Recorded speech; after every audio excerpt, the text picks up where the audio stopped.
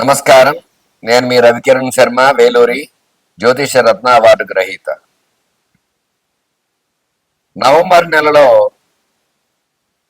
ద్వాదశ రాశుల వారికి ఏ రకంగా ఉండబోతోంది, ఏ రాశుల వారికి ఎటువంటి అనుకూలతలు ఉన్నాయి, ఎటువంటి ప్రతికూలతలు ఉన్నాయి అనే విషయాన్ని గురించి, అట్లాగే ఈ 12 రాశుల వారు ఈ నెలలో ఎట్లాంటి రెమెడీ చేసుకునే ఎటువంటి అనుకూలత కలుగుతుంది, దైవానుగ్రహం దైవబలం ఏ రకంగా వస్తుంది అనే విషయాన్ని గురించి, అలాగే ఈ నవగ్రహ స్థితిగతులను బట్టి ఈ 12 రాశులు ఏ రకంగా ఉంటాయి అనే దాన్ని బట్టి మనం చెప్పుకోవడం జరుగుతోంది.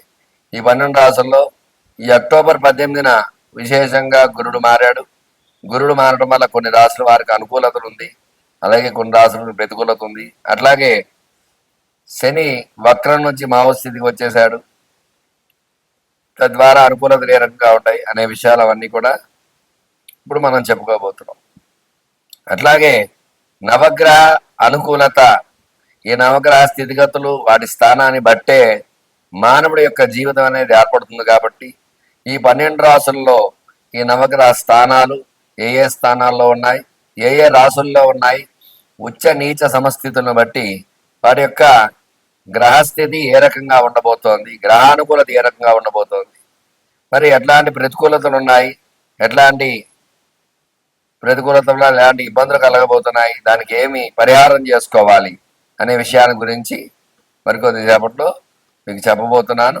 అన్నీ కూడా చక్కగా ఈ 12 రాశుల వారికి ఏ రకంగా ఉండబోతోందో, ఇందులో భాగంగానే మేషాది ద్వాదశ రాశుల వారికి ఏ రకంగా ఉండబోతోంది అనే విషయాన్ని గురించి మీకు చెప్పబోతున్నాను. అట్లాగే ఈ యొక్క రాశి యొక్క స్థితిగతి, మేషరాశికి అధిపతి కుజుడు, వృషభ రాశికి శుక్రుడు, మిథున రాశికి బుధుడు, కర్కాటక రాశికి చంద్రుడు, సింహరాశికి రవి, కన్యారాశికి బుధుడు, తులారాశికి శుక్రుడు, వృశ్చిక రాశికి కుజుడు, ధనురాశికి గురుడు, మకర రాశికి శని, కుంభరాశికి శని, మీనరాశికి గురుడు. వీళ్ళు ఆ యొక్క గ్రహాలకు అధిపతులు. కాబట్టి ఈ గ్రహానుకూలత ఈ యొక్క అధిపతులను బట్టి, లగ్నాధిపతులను బట్టి ఏ ఏ రాశుల వారికి ఏ రకంగా ఉండబోతోంది అనేది క్షుణ్ణంగా పరిశీలించి మీకు చెప్పడం జరుగుతుంది. అందువల్ల ఈ యొక్క ద్వాదశ రాశుల వారికి నవంబర్ నెలలో ఏ రకంగా ఉండబోతోంది అనే విషయాన్ని చెప్పడం జరుగుతుంది. మకర రాశి వారికి నవంబర్ నెలలో ఏ రకంగా ఉండబోతోంది, ఎలాంటి అనుకూలతలు ఉన్నాయి, ఎలాంటి ప్రతికూలతలు అనే విషయాల గురించి చెప్పడం జరుగుతుంది. ఈ మకర రాశి వారికి నవంబర్ నెల గడ్డు కాలంగా చెప్పవచ్చు. ఏ పని చేసినా సరే కలిసి రాకపోవడము, బంధువర్గంలో విరోధాలు, మాట పట్టింపులు, సోదరవర్గంతో విరోధాలు, ఇట్లాంటి ఇబ్బందులు, ఏ పని చేస్తున్నా వెనక్కి వెళ్ళడం, ఇట్లాంటి అవకాశాలు ఈ మకర రాశి వారికి ఉన్నాయి. చాలా జాగ్రత్త వహించాలి. చదువుకునే పిల్లలకి చదువు ఎందు ఆసక్తి కనబరుస్తున్నప్పటికీ కూడా జ్ఞాపక శక్తి తగ్గడం వల్ల చదివింది మర్చిపోవడం, ఇట్లాంటి ఇబ్బందులు ఉంటూ ఉంటాయి. అట్లాగే ఉద్యోగ ప్రయత్నం చేసేవారికి ప్రయత్నాలు సఫలీకృతం కావు. మళ్ళా ప్రయత్నం చేస్తూ ఉంటే కానీ అనుకూలతలు రావు. ఈ నెలలో ప్రతికూలత ఎక్కువగా ఉంది ఉద్యోగ ప్రయత్నం చేసేవారికి. ఉద్యోగంలో ఉండేవారికి ప్రమోషన్స్ రాకపోను, డిమోషన్స్ వచ్చే అవకాశాలు ఉంటాయి. ఉద్యోగం తీసేయడం ఇట్లాంటివన్నీ జరుగుతూ ఉంటాయి. మకర రాశి వారు చాలా జాగ్రత్త వహించాలి ఈ నెలలో. అలాగే వివాహ ప్రయత్నం చేసేవారికి సంబంధాలు దగ్గరికి వస్తాయి, కానీ సంబంధాలు సెట్ కాకపోవడం, ఇట్లాంటి ఇబ్బందులు ఉంటాయి. 10 సంబంధాలు 1 2 సెట్ అయ్యే అవకాశాలు ఉంటాయి. మిగతా వాళ్ళకి ప్రతికూల యోగాలే ఉన్నాయి. అలాగే సంతానం గురించి ఎదురు చూసేవారికి ఈ నెలలో కూడా ప్రతికూల యోగం ఉంటుంది. గ్రహబలం తక్కువగా ఉండడం వల్ల శుభవార్తలు వినలేకపోవచ్చు, ఈ నెలలో ఇబ్బందులు పడవచ్చు. తగు జాగ్రత్త వహించాలి సంతానపరంగా. అలాగే వ్యాపారస్తులకి వ్యాపారం గడ్డుకాలంగా జరుగుతుంది. ఈ నెలలో లాభాలు ఆర్జించకపోను, నష్టపోయే అవకాశాలు ఉన్నాయి జాగ్రత్తగా లేకపోతే. లేదంటే జాగ్రత్త వహించినట్లయితే కనీసం లాభం లేకపోయినప్పటికీ కూడా సమానంగా వెళ్తాం. వ్యవసాయం ఇబ్బందిగా ఉంది. వ్యవసాయ పంట చూసుకున్నట్లయితే వ్యవసాయదారుల అనుకూలత కంటే ప్రతికూలత ఉంది. ఈ నెలలో సకాల వర్షాల వల్ల కొంచెం ఇబ్బందులు పడతారు. వ్యవసాయం పంట సరిగా రాకపోవడం, పంటను పండించేవారు ఇబ్బందులు పడుతూ ఉంటారు. అందువల్ల పంట పరంగా కొంచెం జాగ్రత్త వహించాలి. స్టాక్ మార్కెట్ పరంగా చూసుకున్నట్లయితే స్టాక్ మార్కెట్స్ అనుకూలత కంటే ప్రతికూలత ఎక్కువగా ఉంది. ఈ నెలలో జాగ్రత్త వహించాలి. ఆచితూచి అడుగు వేయాలి, లేదంటే నష్టపోవాల్సి వస్తుంది. సినీ పరిశ్రమ చూసుకున్నట్లయితే సినీ రంగం కూడా అనుకూలత కంటే కూడా ప్రతికూలతే ఉంది. తగు జాగ్రత్త వహించాలి. సినీ రంగంలో కూడా అనుకున్న రీతిలో సినిమాలు సక్సెస్ కాకపోవడము ఇలాంటి ఇబ్బందులు వస్తూ ఉంటాయి. తగు జాగ్రత్త వహించాలి. అలాగే భూ వ్యవహారాలు, రియల్ ఎస్టేట్ పరంగా చూసుకున్నట్లయితే రియల్ ఎస్టేట్లో నష్టపోయే అవకాశాలు ఎక్కువగా ఉన్నాయి. పెట్టుబడులు పెట్టిన వారు లాభాలు ఆర్జించకపోతే నష్టాలతో చూడాల్సి వస్తుంది. తగు జాగ్రత్త వహించాలి. రియల్ ఎస్టేట్ పరంగా కూడా ప్రతికూల యోగాలు ఎక్కువగా ఉన్నాయి. మరి మొత్తం మీద చూసుకున్నట్లయితే ఈ రాశికి అనుకూలత కంటే కూడా ప్రతికూలత ఎక్కువగా ఉంది. మరి అందువల్ల వీళ్ళు విశేషముగా ఈ యొక్క లక్ష్మీనారాయణ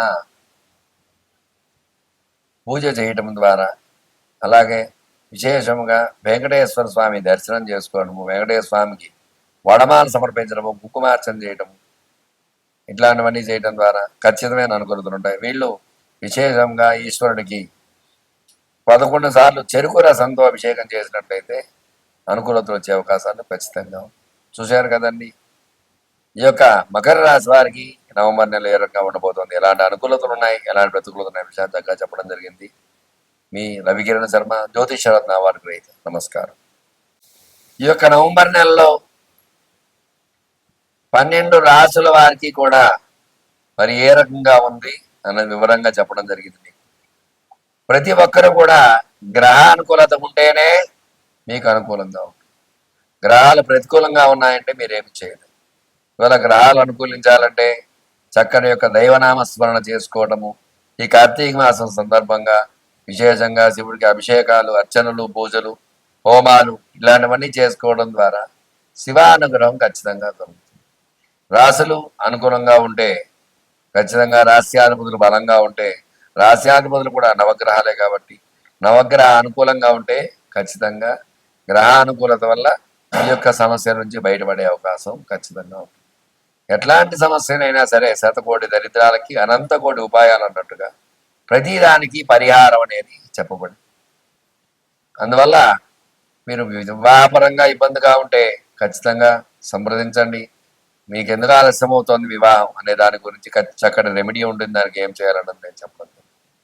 సంతానంగా ఇబ్బంది పడుతున్నారంటే మరి ఎట్లాంటి దోషాలు ఉన్నాయి సంతానంగా ఇద్దరు జాతకాల్లో, దాని ద్వారా ఇలాంటి ఇబ్బందులు ఉన్నాయి కాబట్టి మీకు ఆలస్యం అవుతుంది సంతానం అనే విషయాన్ని మీకు చెప్పడము, దానికి పరిహారం చేయించడం అట్లాంటివి జరుగుతాయి. వ్యాపారంలో నష్టపోతే వ్యాపారానికి లక్ష్మీ అనుగ్రహం ఏ రకంగా కలగాలి అనే విషయాన్ని గురించి దాన్ని మీకు చెప్పడం జరుగుతుంది. ఉద్యోగ ప్రయత్నాలు చేసే వారికి ఉద్యోగాలు రాకపోయినా, అలాగే చదువులో వెనకబడితే వాళ్ళకి ఏం చేయాలి, అట్లా ప్రతి విషయంలో కూడా చక్కగా పరిహారం, సమస్య మీది పరిష్కారం నాది, ఖచ్చితంగా మీకు రెమెడీ చెప్పడం జరుగుతుంది. మీకు అనుకూలంగా ఏ విషయంలో అయినా సరే జాతకం మీకు ప్రధానంగా చూసుకుని జాతక పరంగా మీకు ఎలాంటి ఇబ్బందులు ఉన్నా సరే, ఎటువంటి గ్రహ అనుకూలత లేదో గ్రహానికి పరిష్కారం చేసి పరిహారం చేసి తద్వారా గ్రహ దాన జప తర్పణ హోమ దాన భోజనాది కార్యక్రమాల ద్వారా గ్రహానుకూలత చేకూర్చి మీకు చక్కగా మీకు శుభాన్ని చేకూర్చడానికి నేను సిద్ధంగా ఉంటాను. మీకు ఎలాంటి సమస్యలు ఉన్నా సరే నా నెంబర్ స్క్రీన్ పై రోల్ అవుతూ ఉంటుంది. మీ రవికిరణ్ శర్మ, వేలూరి, జ్యోతిష్ రత్న అవార్డు గ్రహీత. నమస్కారం. నన్ను సంప్రదించండి.